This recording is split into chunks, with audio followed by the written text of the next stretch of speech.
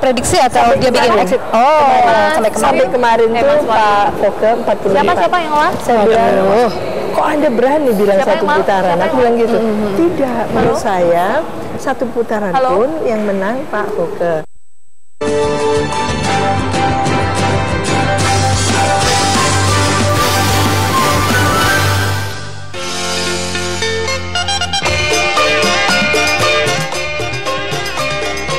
Gubernur DKI Jakarta Fauzi Bowo kembali maju dalam pemilu kada kali ini. Lahir dan besar di Jakarta menjadi modal calon incumbent nomor urut 1 ini. Berpasangan dengan Nahrawi Ramli, Foke berjanji menjadikan Jakarta lebih maju, nyaman, dan sejahtera. Sementara nomor urut 2 adalah Hendardi Supanji dan Ahmad Rija Patria. Mantan Komandan Polisi Militer Kodam Jaya yang maju dari jalur independen ini menaruhkan visi menjadikan Jakarta sebagai pusat metropolitan yang layak huni, tidak kumuh, dan tidak miskin lagi.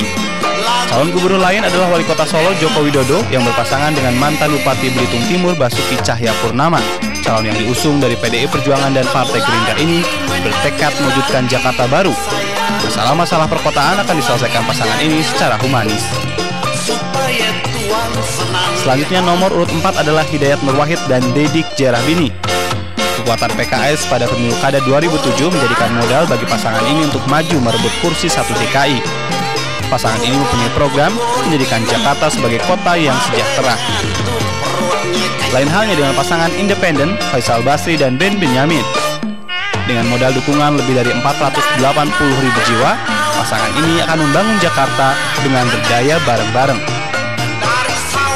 Pasangan terakhir adalah Alex Nurdin dan Nono Sampono. Pengalamannya sebagai Gubernur Sumatera Selatan buat Alex Nurdin yakin bisa menyelesaikan masalah utama Jakarta dalam 3 tahun. Pasangan ini juga berjanji menjadikan Jakarta sebagai kota kelas dunia. Iya, warga Jakarta lah yang akan menentukan siapa dari 6 pasangan cagup-cawagup yang akan memimpin Jakarta 5 tahun ke depan. Tahun yang mana bulan ada fenomena Jokowi.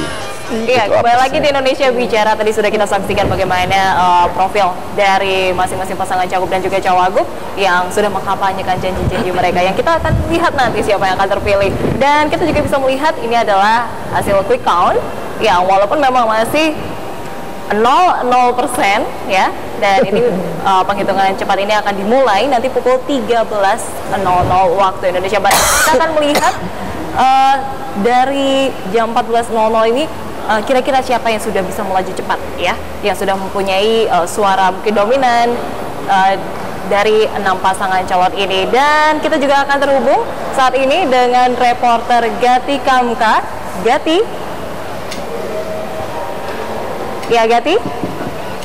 Baik, kalau saudara sekalian yang akan kesini. Gati? Karena Jarum sudah menunjukkan pukul 13.00. Iya, Maya. Iya, Gati. Gati, saat ini Anda sedang berada di mana ini? Iya, Maya, memang saat ini proses pemungutan suara Pilkada DKI di tempat saya berada, yaitu di TPS 052 Rusun Tamboran Jakarta Barat, masih berlangsung. Tinggal 5 menit lagi pemungutan suara akan ditutup dan menjelang ke penghitungan suara. Warga masih 5 menit ini masih dapat segera datang untuk menggunakan hak pilih suaranya untuk memilih 6 dari pasangan calon gubernur siapakah nanti yang akan memimpin kota Jakarta pada 5 tahun ke depan. Saat ini memang di TPS 052 sudah terlihat adanya persiapan untuk penghitungan suara. Di sini penghitungan suara secara manual sedang dipersiapkan dari pukul 7 hingga pukul 1 kurang 5 ini sekitar ada 80% dari warga yang telah tercatat DPT telah datang untuk memberikan hak suaranya. 20%-nya saat ini pun masih diupayakan oleh Ketua RW RT setempat untuk segera memanggil warganya untuk menggunakan hak pilihnya agar tidak golput. Saat ini saya akan menanyakan kepada Ketua KPPS yaitu Pak Slamet Widodo seperti apa persiapan untuk penghitungan suara dan apakah alasan dari 20% warganya ini tidak memilih dan tidak datang ke TPS. Ya, Bapak permisi Pak, sedang persiapan untuk penghitungan suara ya Pak ya? Iya, Bapak ini sudah menjelang penutupan ya Pak ya? Penutupan 20% ini alasan dari warga seperti apa Pak tidak datang? Kalau menurut kami karena warga yang tinggal di sini adalah warga yang tidak tetap. Ya, dalam arti berKTP-kan DKI namun tinggal di rumah susun tersebut adalah keluar masuk.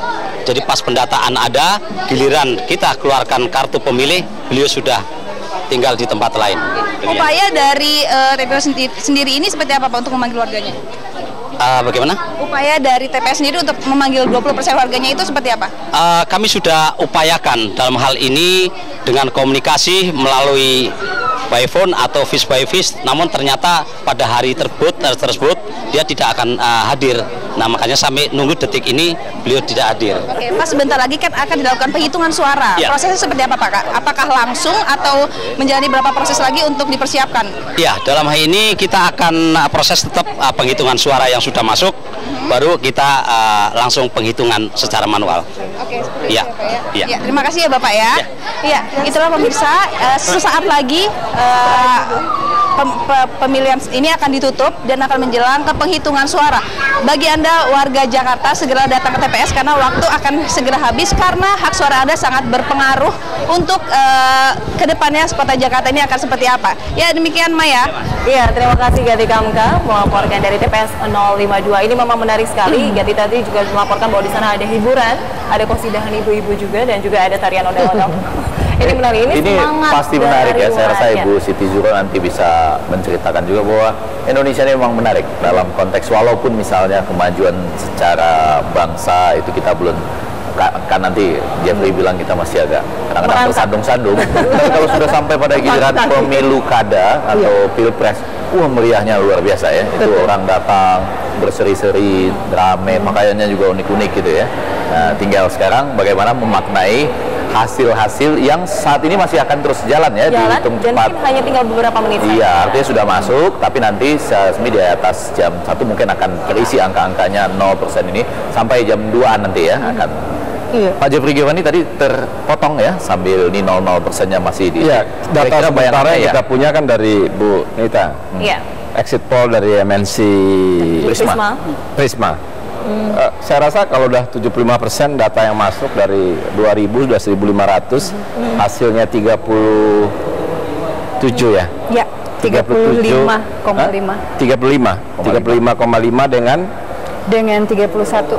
Jadi 35,5 Fauzi Bowo, dan 31 Jokowi. Saya rasa sudah stabil itu kalau berdasarkan exit poll Bu Nita. Ya, tidak akan kalau itu berubah. Terjadi ya memang sesuai prediksi banyak pihak ya 2 putaran. 2 putaran. Gitu.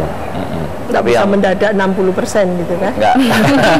Artinya begini, asumsi-asumsi dasar dari hitung cepat itu, kalaupun nanti ada katakanlah selisih, tapi dalam lingkup yang tolerir itu berapa persen ke atas dan berapa persen ke bawah.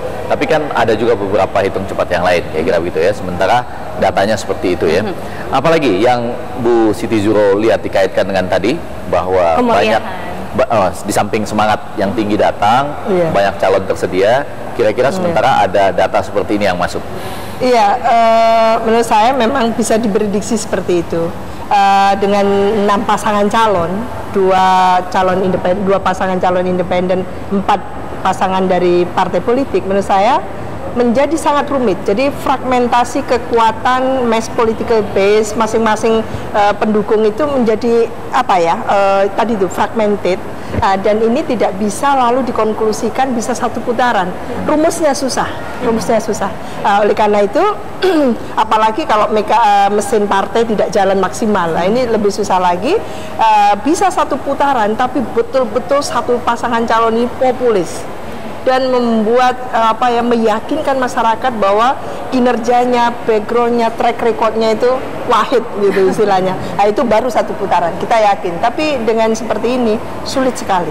Sulit sekali. Memang sudah kita ketahui bahwa 5 tahun sudah menjabat dari calon incumbent ini juga memang mempengaruhi, tapi tidak bisa maksimal juga ya. Tetap di atas, tapi menurun. Iya, persentasenya menurun dari waktu ke waktu menurun. Untuk lompat 50-an% itu berat sekali. Jadi ini akan kita menyaksikan 2 putaran dan ini akan lebih melibatkan gitu ya perasaan masyarakat di situ kepada siapa nantinya. Kita inginkan di putaran kedua itu ada serangan nurani. Jadi bukan serangan money politics gitu ya. Tapi apa yang disampaikan oleh Jeffrey Giovanni tadi menarik ya, bahwa kita sebetulnya agak dalam tanda petik ekstrim mengayunnya dari hanya 2 pilihan tiba-tiba menjadi 6 yang sebagian adalah orang-orang yang berkualitas gitu ya, pernah menjadi guru bangsa, aktivis yang baik misalnya, pernah berpengalaman di birokrasi. Nah, pada saat ini tadi Bu Siti Zuhro mengatakan ada hal-hal yang jadinya tidak bisa sepenuhnya dikuasai justru karena kita mengayunnya secara agak ekstrim. Jadi katakanlah tadi disebut mesin partai, kemudian mesin birokrasi misalnya gitu ya, juga mesin komunitas, juga mesin misalnya gerakan himbauan dari tokoh-tokoh sebetulnya agama misalnya. Perubahan yang dijadikan benchmarking dalam pilkada saat ini itu akan mengedepan dan tetap menonjol kalau dari awal itu persiapannya sudah luar biasa. Jadi gerakan perubahan itu akan menjadi sangat real, tidak rumit seperti ini kalau sudah semuanya dipersiapkan, pasangan calonnya itu tidak spontan, tidak kawin paksa-paksa seperti Nita, itu. Apa yang disediakan oleh hasil survei sebelum ini ya, sebelum kita dapat hasil exit poll dan hitung cepat ini untuk memperkuat apa yang disampaikan oleh Bu Siti Zuhro tadi? Apa yang selama ini diperoleh oleh MNC dan Prisma Survei? Iya, dari mesin partai misalnya. Untuk mesin partai terlihat sekali bahwa di telepolling yang kemarin dari Partai Demokrat misalnya terpecah. Jadi tidak semuanya mendukung incumbent, tetapi suaranya lari ke pasangan Jokowi. Kalau Golkar misalnya, Golkar.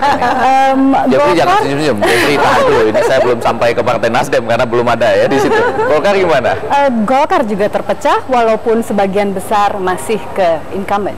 Oh, Golkar ke incumbent? Itu keliru dong itu. Kan Golkar mestinya ke Alex Nurdin dong, dan Nono Sampono.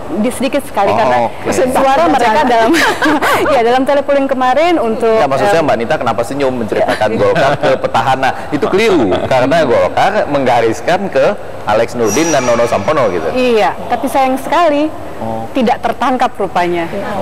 Soliditas partai sulit sekali karena dan pilihan terhadap dukungan terhadap mereka hanya di bawah 3%.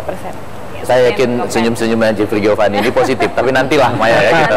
Ya seperti yang dilakukan Bu Siti bahwa memang mesin politiknya tidak berjalan dengan baik ya Bu, kalau memang ada perbedaan pilihan seperti itu. Namun kita akan melanjutkan lagi, kita tahan dulu perbincangan ini dan pemirsa tetap bersama kami di Indonesia Bicara.